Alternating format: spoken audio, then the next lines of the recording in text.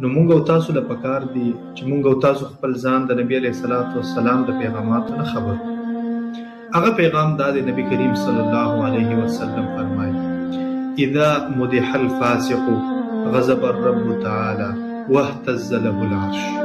چې کله هم د یو فاسق او د فاجر سړي مدح وکړي شي، په دې باندې الله رب العالمین ناراضه کیږي، الله رب العالمین غصه کیږي، او د دې په وجه باندې دا دومره غلط کار دی، دومره د ګناه کار دی چې د دې په وجه باندې الله رب العالمین د عرش د خوځېږي.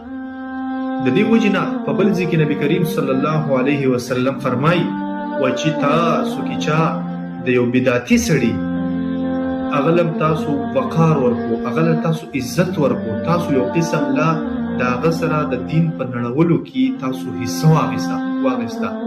د دې وجې نه فاسق او فاجر سړی دا دې ته به د ذلت په نظر ګورې، دې ته په ښکته نظر ګوره، دا دته د ځان داسې ښکاره کا چې گویا ته د دې بالکل عزت نه کوي، وقار نه کوي.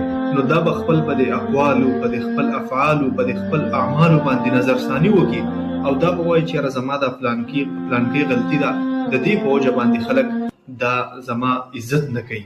نن سبا ډېر خلک خپل لیډرانی هغه د الله رب العالمین په مخالفت باندې، د نبی علیه الصلاۃ والسلام په مخالفت باندې په اسمبلو کې هغه بیلونه پاس کوي.